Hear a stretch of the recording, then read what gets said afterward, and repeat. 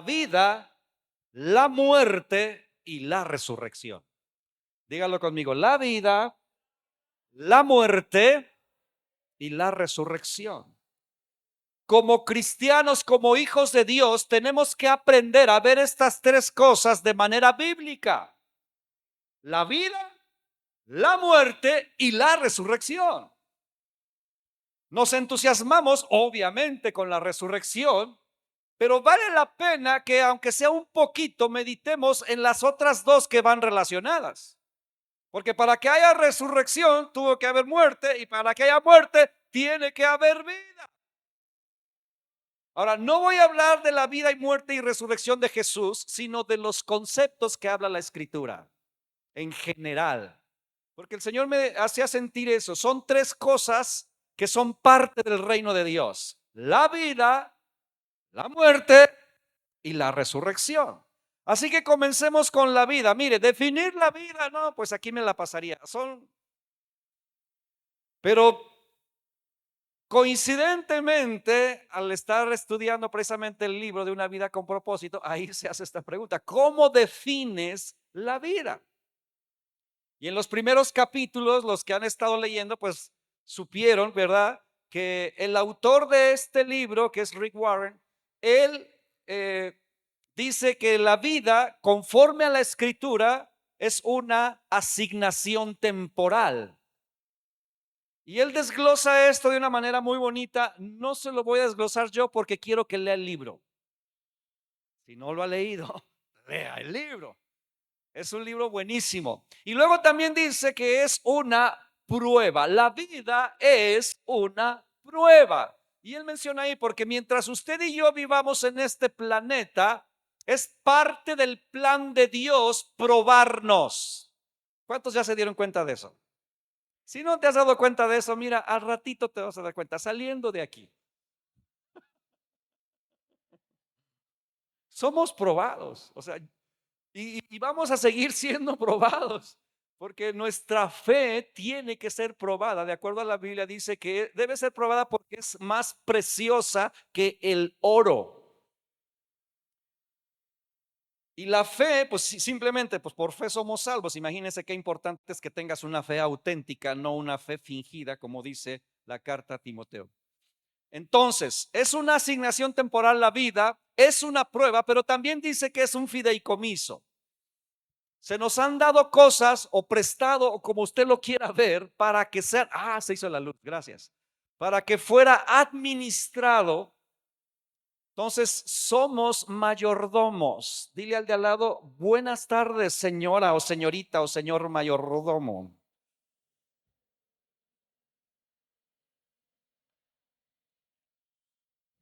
Dile: ¿eres buen mayordomo o medio chafa?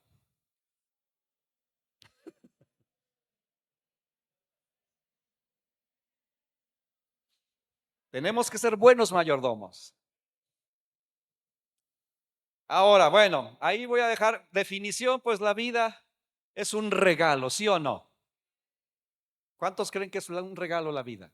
Un regalo de parte de Dios. Por ahí ha habido personas que han dicho: es que yo no pedí nacer. Pues no, nadie, o sea, nadie dijo: hey, yo quiero, no, nadie.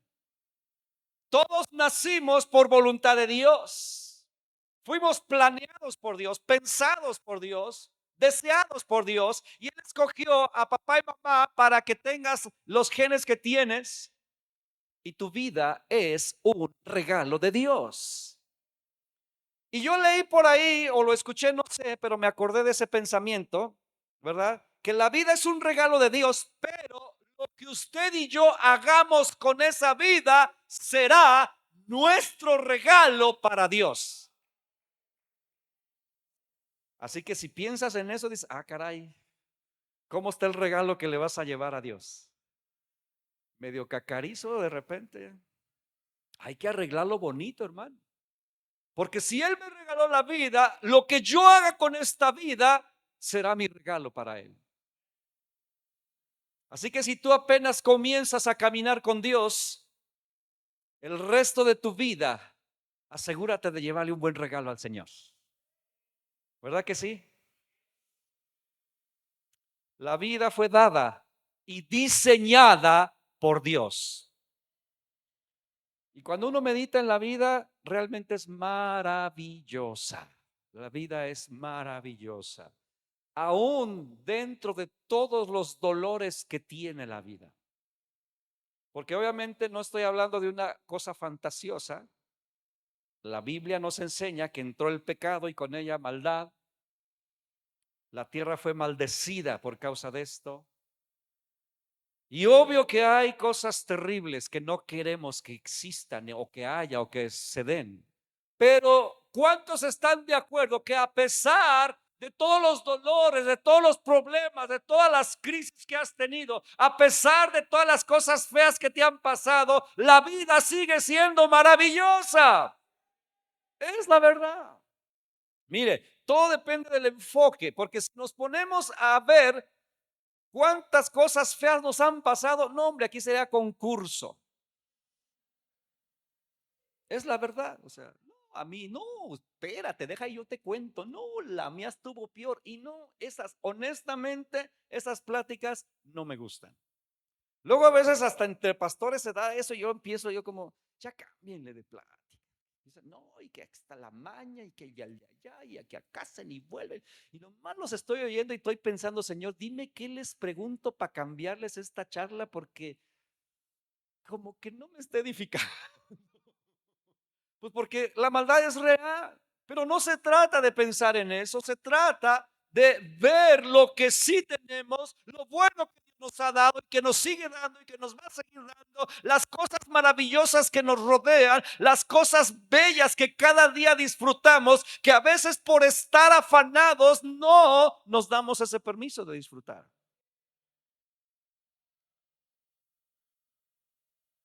De hecho, las cosas malas, las pruebas y todo eso nos ayudan precisamente a dar gracias y a valorar. Está el dicho, nadie sabe lo que tiene, primera del mundo, dos que tres. Pero es realidad, ¿no? Hace rato con los hombres hablábamos un poquito de la misión y de cuántos habían hecho un viaje misionero. Y yo les pregunté, ¿quién quiere compartir qué vivencias han tenido por ir de misiones? Y dos, tres compartieron y todo tiene que ver con eso. O sea, se te abren los ojos a cosas que normalmente por el diario vivir, por el afán, no valoras. Mira, la primera vez que yo salí de misiones fue a Cuba. Te voy a decir una de muchísimas cosas que valoré, pero una que ni te vas a imaginar: los chicles. ¿Por qué los chicles? Bueno, para empezar no había. Pero luego me llevaron a un pueblo, ya ni me acuerdo cómo se llama, y ahí me dieron goma del árbol, así literal. Me dijeron, mira, mastica estas bolitas y ahí me enseñaron el árbol, y dice, y se te va a convertir en un chicle. Yo, ¿en serio? Y ahí me tienes masticando esa cosa rara, ¿no? Y sí, efectivamente, después de mucho rato de que se desbarató y lo que era comible me lo comí, lo que no lo escupí, pero lo que se quedó ahí se convirtió en un chicle. Yo dije, no, hombre, pues allá los motita, bueno, esos son de mi tiempo, ¿verdad? Pero uno valora las cosas cuando te son quitadas o cuando te son removidas, porque realmente somos más bendecidos de lo que estamos conscientes. Entonces se trata, hermanos, de que la vida en general la vivamos conforme al plan de Dios, porque el plan de Dios, Él tiene pensamientos de bien y no de mal para nosotros, aún donde estás y como estás. Y se trata de vivirla con propósito, como lo hemos estado meditando. Vivir la vida con sentido, con propósito. Si no sabes cuál es el propósito, en esas 5 tiras ahí de lona que están ahí, ahí está para qué es tu vida. Ahí dice para qué. Y cuando tú te enfocas en esas cosas, tu existir le agarra sabor. Amén. Entonces, si lo resumimos en para qué vivimos, vivimos por Dios y para Dios. Dígalo conmigo, yo vivo por Dios y para Dios. Y la Biblia dice que Él ha creado todas las cosas para que las disfrutemos. Y no es Dios el que está en contra del sano deleite, que Dios no está en contra de la sana diversión, Dios no está en contra del disfrutar la vida, no. Lo que pasa es que el enemigo, el diablo, el mundo, han mezclado las cosas buenas con maldad al punto de que hay personas que no se saben divertir si no pecan. Yo era lo que pensaba cuando llegué a Cristo, que era un joven, y yo decía, ¿y estos cómo se divierten? Son bien aburridos, si no van al antro, si no fuman, si no toman, si no se drogan, si no se acuestan con las doñas allá afuera, entonces ¿qué hacen? ¿A qué se dedican? Porque para mí eso era la diversión. Pero aún como cristianos, de verdad, Dios sabe, no te miento, que yo le he pedido a Dios, Señor, enséñame a relajarme sin tener que pecar. Porque a veces, ay, no quiero hacer nada. Fum, y empiezas a ver cosas y a oír cosas que honestamente, pues no te dejan. Digo, Señor, quiero hacer otra que me pueda desconectar, pero que no vea o escuche basura. O sea, no quiero tampoco eso. Y también el Señor me mostraba que algunos, y a mí me pasó también, el enemigo nos engaña y nos ha hecho creer que no tienes permiso a disfrutar la vida. Y yo sé, porque lo sé, que hay más de una persona en este lugar que ha pensado eso y que le cuesta trabajo disfrutar y que no se lo permiten. A veces hasta comprarse un dulce o comprarse algo para comer. De verdad, yo sé que no te lo permites porque sientes que no eres digno de disfrutar eso. Eso es un engaño terrible. No sé cuántos vivieron eso. Yo lo viví. O sea, yo sentía que yo no me merecía eso y yo no debía comprarme cosas y luego me fui para el otro lado, ¿verdad? Ya quería comprarme todo.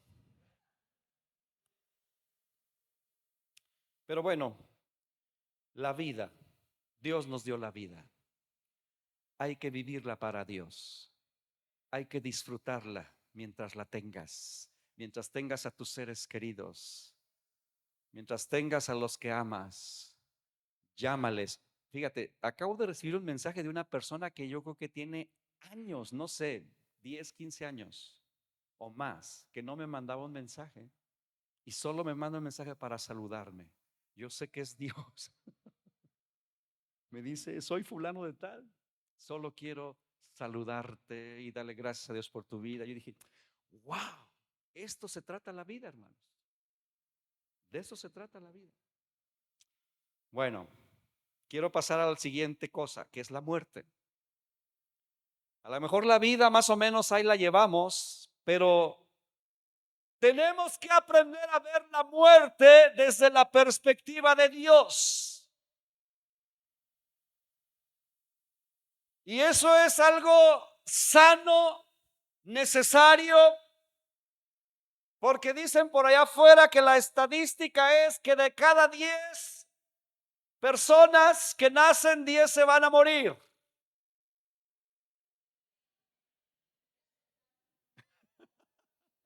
Esa es la estadística allá afuera. De 10 que nacen, 10 se van a morir. Y es verdad que la gente nos preparamos para otras cosas, pero no todo mundo sabe cómo prepararse para la muerte. Es una realidad. Sabiendo que te vas a morir. No queremos. ¿Por qué no nos sabemos preparar? Pues porque la muerte no es algo agradable si no la entendemos desde la perspectiva de Dios. Y nos resistimos a hablar de eso. O el enemigo nos engaña diciendo que es tu amiga, que es bien linda y que siempre te está sonriendo, porque siempre te enseñan los dientes. Y por eso traigo calacas por toda, porque está sonriente, está feliz. El punto es que sí necesitamos, no solo nosotros, sino enseñarles a cuanta persona ponga en nuestro camino de cómo debemos ver la muerte. La muerte. Lo primero a entender, escucha bien, acerca de la muerte, es que la muerte humana no implica dejar de existir. Escucha lo que te acabo de decir. La muerte del ser humano no implica dejar de existir. Si tú piensas que al morir te dejas de existir, mentira. La Biblia no enseña eso. Y ya cuando empieza a masticar esta verdad, dice, oh. Ya cuando lo ves así, dice, o sea, si yo me muero no dejo de existir. No, no. La muerte no es el fin.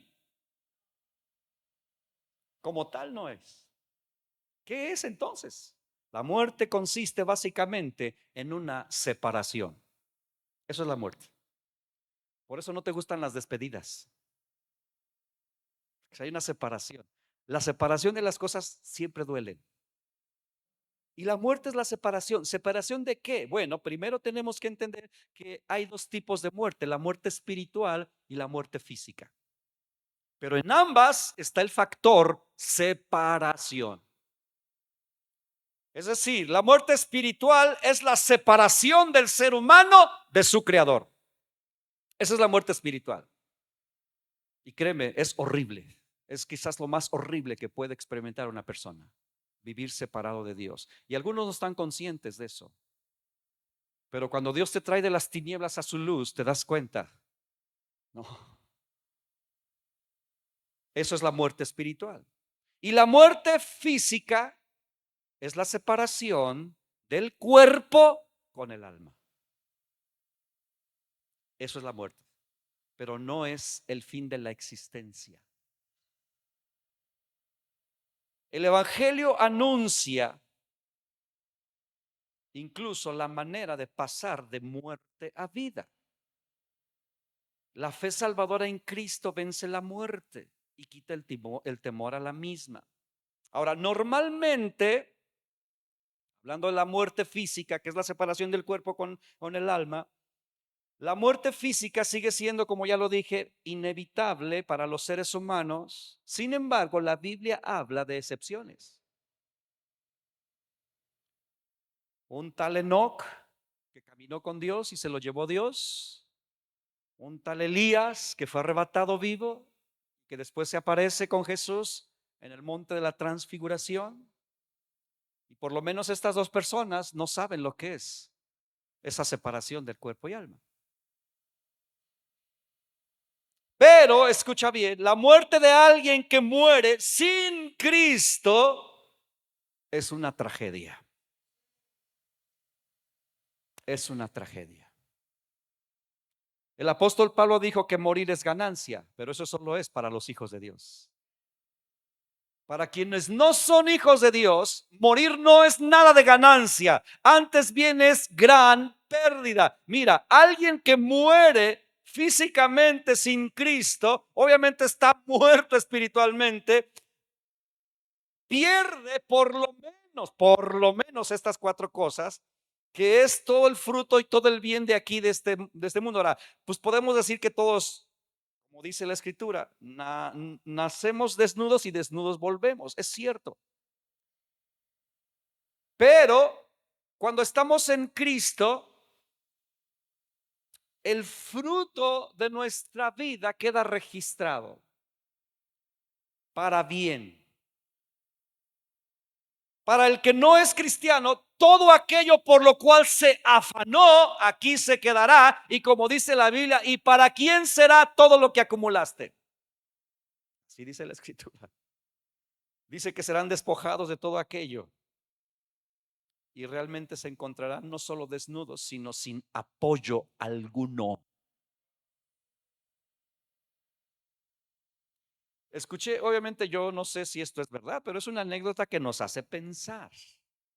Creo que fue de uno de los chics, de esos libritos para evangelizar. No sé, el punto es que yo lo escuché y sí me golpeó cuando lo escuché. Alguien lo estaba contando. Y la historieta dice que una madre tenía dos hijos y ella les insistía en ir a la iglesia. Y vamos a la iglesia, hijos. Y uno de ellos le empezó a hacer caso, pero el otro no. Y el que le empezó a hacer caso, pues ahí con sus reservas, empezó a escuchar la palabra de Dios y empezó a rendirse a Cristo. Y el que no iba seguía recio y cada vez más cerrado. Y la madre le suplicaba y la madre oraba y la madre le decía. Y este hijo se burló en más de una ocasión de su madre y de su hermano por andar de santurrones. Y usted ya sabe toda esa letanía. Se burlaba de ellos y la mamá le decía, hijo, yo sé que Dios te ama. Hijo, dice, a mí no me vengas con tus... Y así se la pasaron hasta que según la historieta mueren en un accidente todos, los tres. Y bueno, son llevados. Y dice la historieta que un ángel viene por la madre y por el hijo que sí iba también. Y por el otro vienen demonios. Y dice que se alcanzan a ver semejante a la parábola de Lázaro, gracias. Se alcanzan a ver. Y el hijo, más o menos como la parábola de Lázaro, le dice desde lejos, mamá, ayúdame. No me dejes que me lleven, mamá, le gritaba. Y dice que la madre lo veía de lejos, pero el corazón de madre había sido transformado en este sentido. Le decía, hijo, yo te amé con todo mi corazón mientras vivíamos. Y tú nunca quisiste a Dios. Yo estaba dispuesta a hacer lo que fuera porque tú te rindieras a Cristo y nunca quisiste. Hoy en día yo ya no puedo hacer nada por ti. Lo siento mucho. Yo me voy con mi Señor. Porque para el que muere sin Cristo es perdición total. Perderá su alma. El Evangelio de Mateo dice, ¿de qué le sirve al ser humano ganar a todo el mundo si al final pierde su alma? También perderá, obviamente, no podrá entrar al reino de los cielos, a esa región o esa área, o no sé cómo llamarlo, esa esfera, más bien dicho, donde está la plenitud que nuestra vida anhela. Pero sobre todo, no podrá vivir en la presencia de Dios. Eso es la muerte. Pero sin embargo, para los hijos de Dios, la muerte es ganancia. El que un hijo de Dios, una hija de Dios muera, no es una tragedia. Quizás la manera en que muera no será bonita, no lo sé, porque sé que hay muertes feas. Todos quisiéramos, o por lo menos yo, morirme dormidito, o no sé.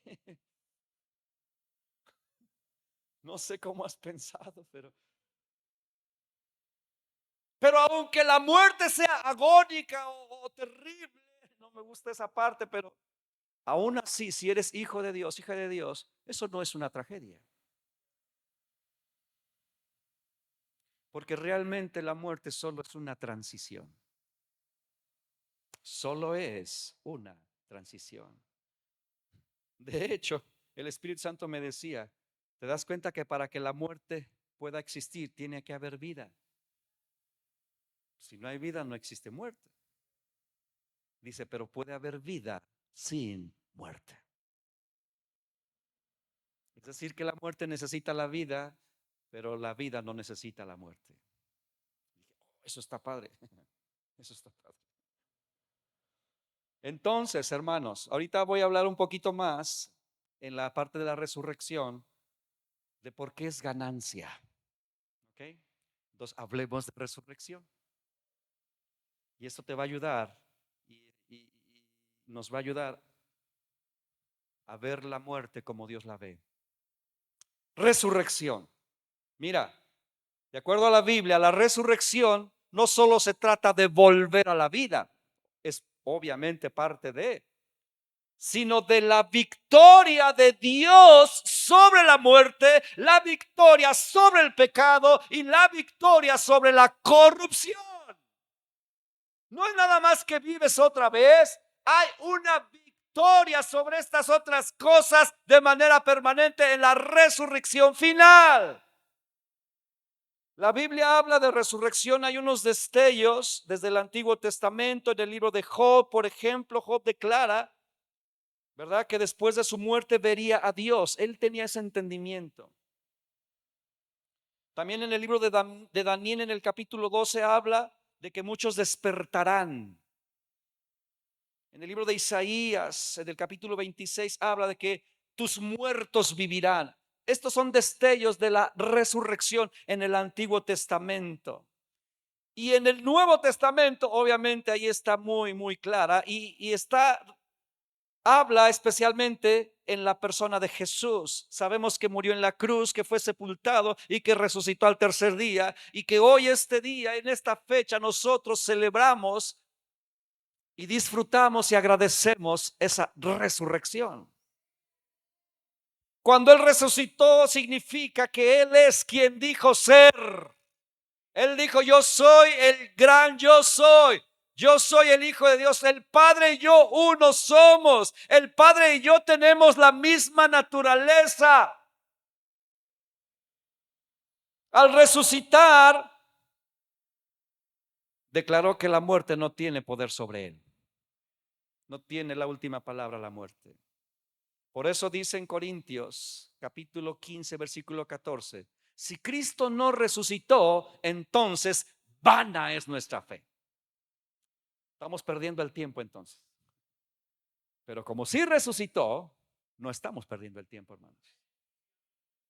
Ahora bien, Cristo, a través de su resurrección, ha vencido a la muerte, pero todavía falta destruirla. Vencerla y destruirla no es lo mismo. La venció porque resucitó, ya no tiene poder sobre él. Pero ¿qué dice la Biblia? Primera de Corintios, abra su Biblia, esto sí quiero que lo lea, vamos a leer algunos versículos aquí. Primera de Corintios capítulo 15.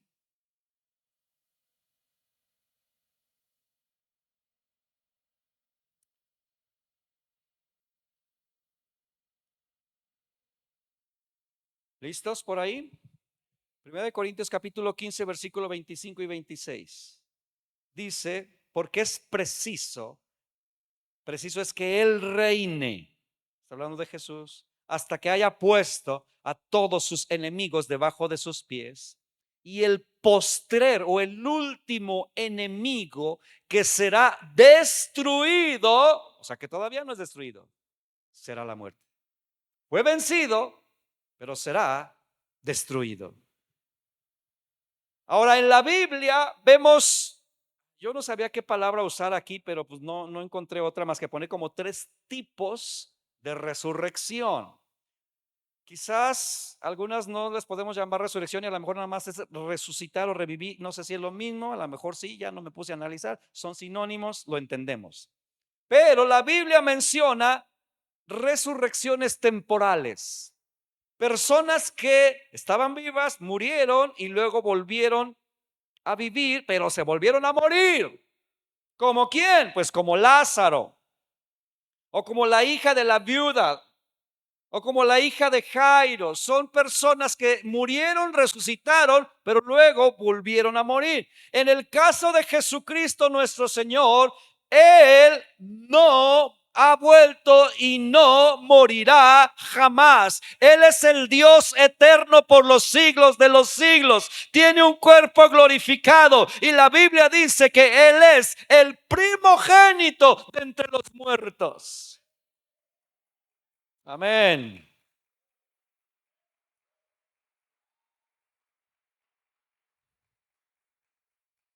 Entonces ahí ya vemos 2 tipos de resurrecciones: las resurrecciones temporales, digámoslo así, la de Jesucristo, que es definitiva.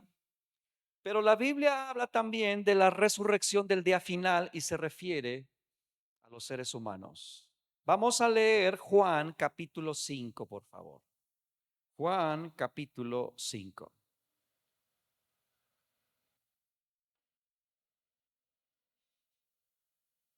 La vida, la muerte y la resurrección.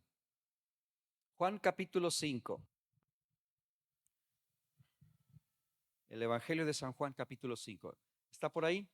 Leemos versículo 28, dice, no se maravillen de esto, porque vendrá ahora cuando todos los que están en los sepulcros oirán su voz. ¿Quiénes oirán su voz? Los que están en los sepulcros.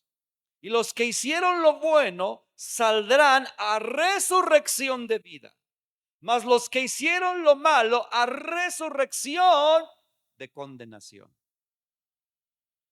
Resucitaremos, pero unos a una cosa y otros a otra.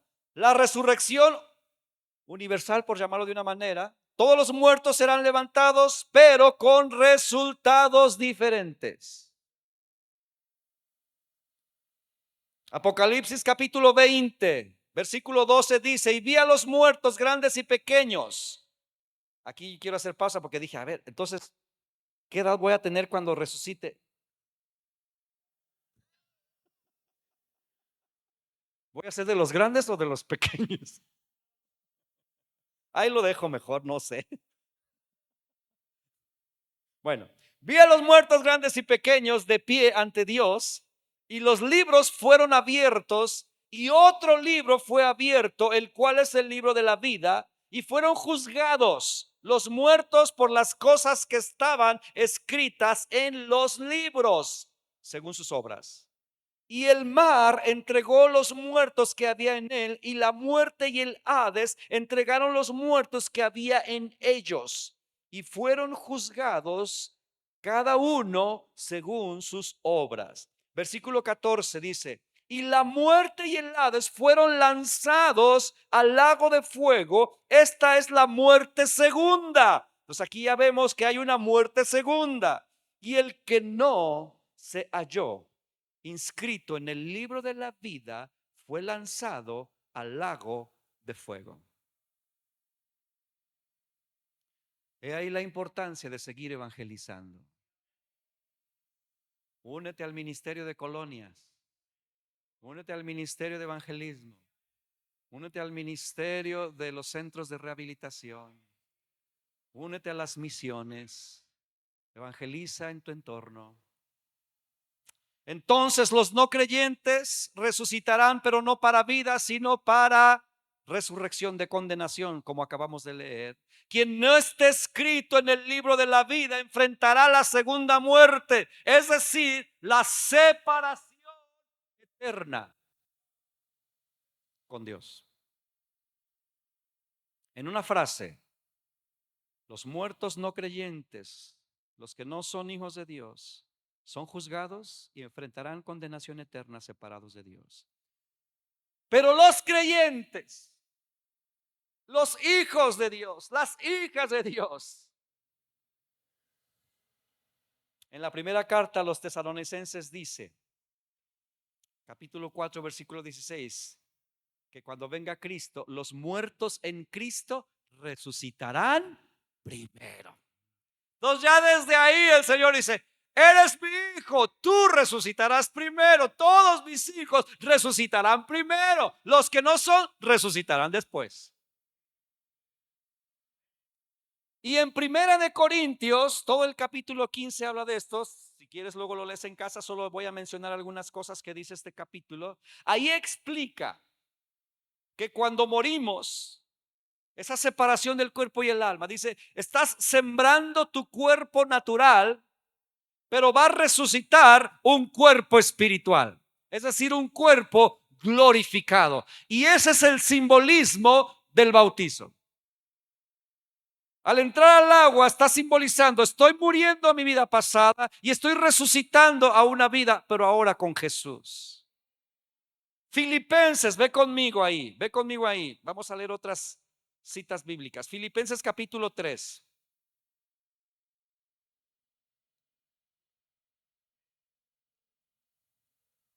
¿Ya estás ahí?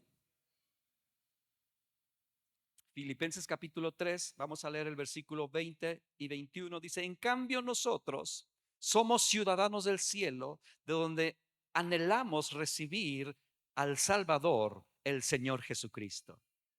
Él transformará nuestro cuerpo vulnerable para que sea como su cuerpo glorioso mediante el poder con que someta a sí mismo todas las cosas. Entonces resucitaremos, pero tendremos un cuerpo glorificado. Esto por eso dice el apóstol Pablo: para mí vivir es Cristo, pero morir es ganancia. Ahora, voy a hablar un poquito más de esa ganancia, porque necesitamos recordarla. ¿Por qué es ganancia? Bueno, porque una vez que resucitemos, o si Él regresara en este instante, somos transformados ahorita.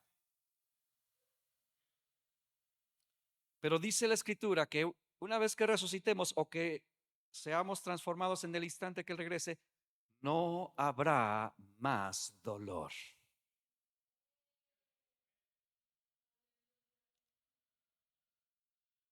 Los de nuestra edad ya decimos aleluya. Es que es cierto. Los quinceañeros, no te duele nada. Espérate tantito, espérate tantito. Ahora, no solamente se habla de dolor físico, lo cual es horrible, ¿verdad? Algunos de nosotros todos los días algo nos duele. Y aprende uno a vivir hasta con dolor ya, o sea, pero no es bonito. Pero cuando dice dolor, también se refiere a otro tipo de dolor, al dolor emocional, el cual también es horrible. Y ahí sí, jóvenes, muchos, yo lo pude ver en el campamento, muchos estaban tan cargados de dolor emocional, muy fuerte. Cuando Dios los tocaba, llantos profundos, algunos hasta desgarradores, porque es el dolor saliendo. Pues una vez que resucites, no habrá más dolor, no más. Aleluya. No habrá más. Porque la verdad es que el dolor a nadie nos gusta, a menos que seas masoquista.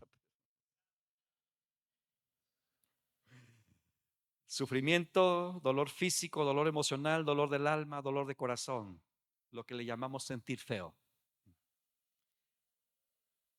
Al morir en Cristo, acabaremos con ese desierto, por llamarlo de una manera, y entraremos en ese paraíso maravilloso. Y entonces, hermanos míos, las quejas se cambiarán en acción de gracias. Todas las penas, el lamento y el luto será cambiado en gozo y en baile, como lo dice la Escritura. Has cambiado mi lamento en baile. Dejaremos la miseria de este mundo para ser tan ricos, abundantes como lo es la era venidera y el reino de los cielos. Y no solamente no habrá dolor, dice la Escritura en Isaías 35:10, que habrá gozo perpetuo sobre nuestra cabeza. Y a algunos nos hace falta desde ahorita ese gozo, ¿a poco no? Yo soy el primero. Gozo. Entonces, morir es ganancia, sí. ¿Por qué? Porque con la resurrección se acabará el dolor, pero también otra, ¿por qué es ganancia? Porque seremos totalmente libres del cuerpo de pecado. Yo digo, ay, eso cómo lo anhelo. Cuando digo libres del cuerpo de pecado, como en Romanos 7, el apóstol Pablo dice: ¿quién me librará de este cuerpo de muerte? ¿Ha leído Romanos 7? Yo cada que lo leo le digo, chócalas, Pablito, porque hago lo que no quiero hacer. Yo digo, gracias a Dios por ese capítulo, porque así ya no me siento que soy el único pecador de este mundo. De verdad. Pero el Romanos 7 dice esto, dice: ¿quién me librará de este cuerpo de muerte? ¿Quién me librará de este cuerpo, de este bulto, de esta hediondez? Es que eso es lo que es, hermano. Pestoso. Pues aún, escucha bien, aún en las personas más maduras espiritualmente hablando, en aquellos que tú admiras, aquellos que son muy prominentes espiritualmente, aquellos que admiramos, aquellos que quizás queremos imitar, aún ellos luchan con su cuerpo de pecado. Nadie es mejor que nadie, hermano. Puedes decirle al de al lado, yo no soy mejor que tú. Mira, cuando lo dices, algo pasa en tu corazón, porque si tú te creías mejor, no, yo no soy mejor que tú. Y si lo dices con sinceridad, es una realidad. Yo no soy mejor que usted, hermano.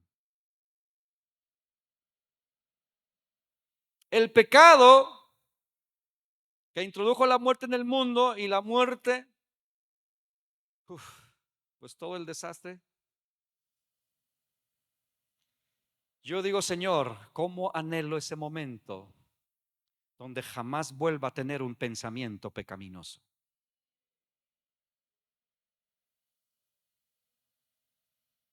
¿Cómo anhelo eso? Donde no tendré nunca más pensamientos vanos, ni orgullosos, ni soberbios. Donde no volvamos nunca más a contristar al Espíritu Santo.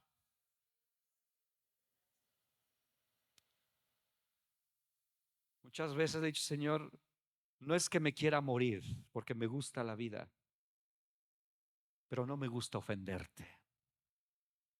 Me genera muchas emociones feas, me da coraje conmigo mismo, me da desilusión, me da rabia, me da desesperación, frustración, vergüenza.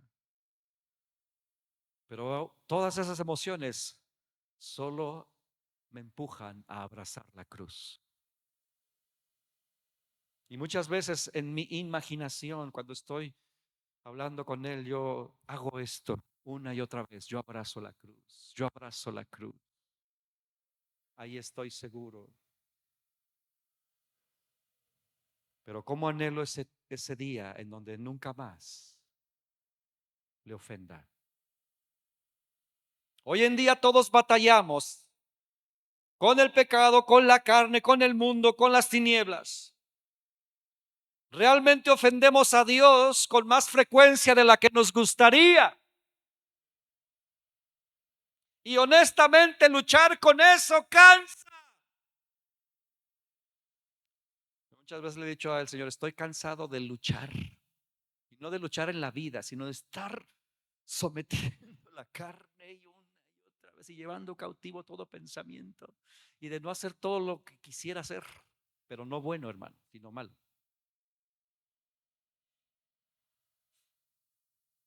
¿Cuántas veces has llorado por eso? Pues esa era la exclamación del apóstol Pablo, miserable de mí. ¿Quién me librará de este cuerpo de muerte? Pero él mismo da la respuesta.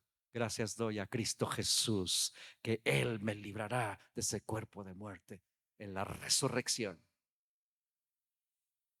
Entonces es una realidad que mientras estemos en este cuerpo seremos débiles y frágiles. Somos ungidamente débiles. Esa es la verdad. Ungidamente débiles. En la era venidera, toda corrupción se acabará. Y cuando digo corrupción, no pienses en el gobierno, no, en tu propia vida. En tu propia vida. O sea, sueña un poquito porque eso es una realidad. Habrá un amor perfecto entre los santos. Uh, Qué maravilla será eso. ¿Puedes pasar al teclado, hija? Nos podremos abrazar dulce y sanamente unos entre otros y podremos disfrutarnos sin ninguna precaución ni reserva. Tendrás que andarte cuidando de ahora que quiere el hermanito. Viene muy amable hoy, viene muy amable. ¿Qué me querrá sacar? No, habrá pureza. Yo digo, no tendrás que estar pensando si me quiere ver la cara de tonto, si se quiere aprovechar de mí, si quiere engañarme. O sea, qué delicia, hermano. No existirá la traición. No existirá la vergüenza. No tendrás nada de qué avergonzarte ya. No tendrás que fingir nada. O sea, solo eso, hermano. ¿Cómo estás? Bien, bien. No, estás dado lo cual, pero tú dices bien. No habrá rencor, no habrá pleitos, no habrá celos, no habrá envidias. No tendremos que estar perdonando a cada rato.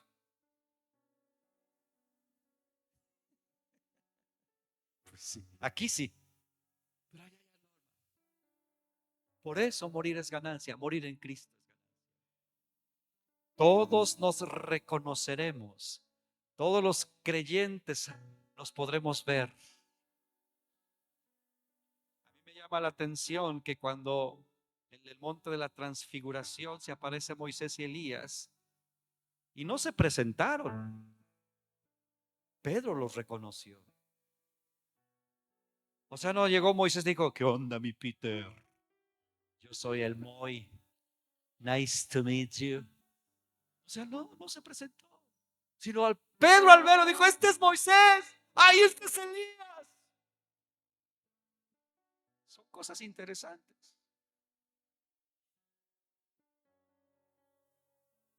Y la última cosa que quiero mencionar de por qué morir es ganancia. No solamente porque tendremos un cuerpo glorificado, lo cual es maravilloso. Vaya al dolor. Seremos libres de ese cuerpo de pecado, de esa lucha continua con la tentación y todas esas cosas terribles. Pero la cosa quizás más maravillosa es que veremos a nuestro amado tal como Él es. Amén. Al morir lo le veremos como Él es, ya no oscuramente, ya no imaginativamente, ya no ciegamente, ya no palparemos como ciegos, sino le veremos como en un espejo. Le veremos en su plenitud. Ya no habrá un velo que cubra nuestro entendimiento. Su amor se revelará en toda su plenitud. Por eso morir en Cristo es ganancia. Hoy todavía oramos y cantamos y predicamos, Señor, muéstrame tu gloria. Pero ese día ya no tendrás que decirle, muéstrame tu gloria. La verás, la palparás, la viviremos. El día que muramos, ya no tendremos gotas de su presencia. Ya no serán gotas. Ya no serán chispazos de su manifestación. Ese día tendremos todo cuanto podamos contener en este vaso. Podrás agarrar ese cable de 200,000 voltios del que hablaba el pastor Pires y no te quemarás. Por cierto, yo le pregunté, oye, ¿cuál de los tres fue? Bueno, los chavos que escuchaban la historia, los demás, uno de los predicadores que estuvo en el campamento contó el testimonio de cómo un hijo suyo se electrocutó y murió. Porque bajando unos fierros tocaron los cables de alta tensión en la azotea. Fue lanzado por allá y bueno. Yo le dije, ¿cuál es? Ya me dijo el segundo. Me dijo, ¿quiere ver mis pies, pastor? Me dijo el muchacho. Se quitó los zapatos, hermano. Sus pies quemados. Le faltan dedos. Tiene como dos, ¿no? No sé si tú lo viste. Bien rockero el cuate, ¿no? Está quemado.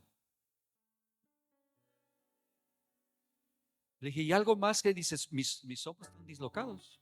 Y hace unos movimientos bien extraños.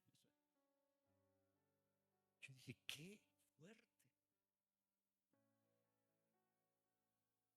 Pero pensando en estas cosas, hermanos, como ya tendremos un cuerpo glorificado, lo más asombroso no será que podremos caminar también por el agua. Lo más asombroso no será que traspasaremos las paredes. Lo más asombroso no será que no te vas a enfermar y podrás comer hasta hartarte, ¿verdad? Más asombroso es que tu cuerpo va a poder resistir todo el peso de su gloria y no vas a caer aniquilado. Aleluya.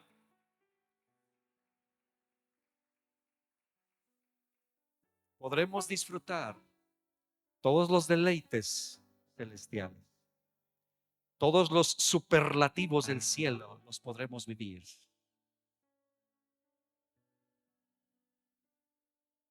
Por eso vale la pena recordar estas cosas. Vida, muerte y resurrección. Vive para Dios.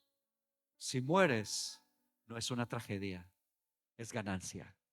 Y cuando resucites, toda la plenitud diseñada por Dios la podremos experimentar. Póngase de pie, por favor.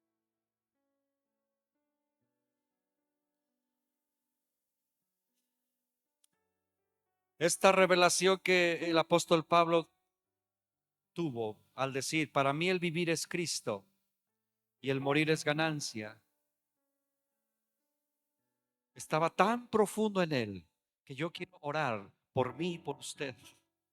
Que esto sea más que un versículo, hermanos. Que sea una realidad. Vivir para Cristo, morir ganancia. Es que imagine si verdaderamente eso está hecho carne en nuestro ser. O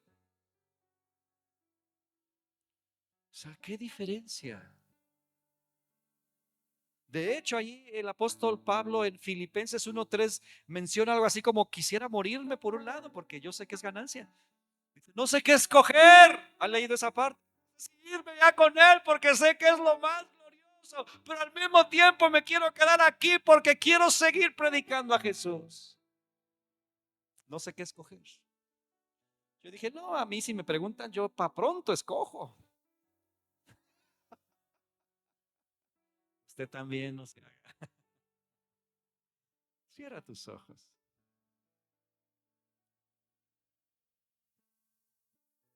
Señor, ayúdanos a vivir la vida que nos das con valor, con inteligencia, con sabiduría. Que no desperdiciemos la vida que nos das. Yo hoy ruego en el nombre de Jesús que traigas esa conciencia de que si vivimos, para ti vivimos. Y que funcionemos en nuestras áreas cotidianas, haciendo las cosas como para ti. Lo hemos leído, lo hemos enseñado quizás, pero a veces no lo vivimos. Se nos olvida, a mí se me olvida.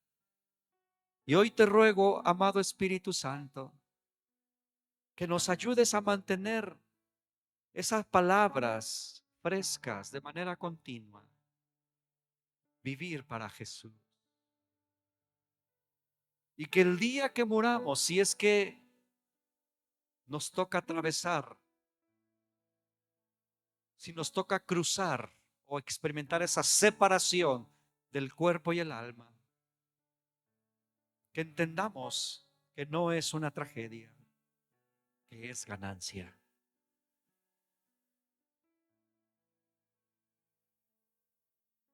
Tu palabra dice que incluso nos consolemos y nos animemos con estas cosas. Es decir, que esta es la clase de pláticas que debemos tener. En lugar de hablar de lo que nos duele, en lugar de hablar de nuestras enfermedades, en lugar de hablar de las tragedias, que hablemos de cómo te imaginas que será el cielo, cómo crees que será tu vida cuando estés reinando con Cristo, cómo crees que será la era venidera, y que nos alimentemos de estas verdades que nos animan, que nos dan esperanza. Porque el vivir es para Cristo y por Cristo, pero el morir es ganancia. Y la resurrección es esperanza total. Pero también ayúdanos que mientras estemos en este mundo, sigamos compartiendo las buenas nuevas para los que todavía no son salvos. Y que puedan añadirse a tu reino por medio del nuevo nacimiento que tu espíritu produce. Señor, aún yo ruego todos esos pósters que los jóvenes pegaron en esos postes, esas hojas con esos mensajes, que tú uses eso, Señor, que la gente que cuando los vea, tu espíritu les hable y que tú los atraigas. Señor, yo sé que tú puedes usar esto y cualquier cosa que hagamos, cualquier intento, aún por muy simple o sencillo que hagamos, tú puedes usarlo para atraer a la gente a tus pies. Y yo sé que aquí hay personas que su familia no se congrega y aún, escucha bien, porque el Espíritu Santo me lo está mostrando. Tienes familia ya cristiana y no se congrega. Yo quiero orar por ellos. Ahí en tu lugar, si tú eres uno de ellos, no te voy a pedir que pases al frente, pero si tú dices, mi familia ya es cristiana y no se congrega, Padre, pedimos por ellos. Porque estar unidos a tu cuerpo, unidos a la familia, unidos al mover, unidos, Señor, a lo que tú haces, es algo que también a ellos les beneficia. Pero convéncelos tú, Señor. Atrae y añade a los que han de ser salvos, para que vivan la vida para Cristo y mueran en Cristo y resuciten en Cristo y para Cristo. Gracias, Dios, por ayudarnos y por bendecirnos en el nombre de Jesús. Amén y amén. Que Dios me los bendiga. Dese un abrazo. Estamos despedidos.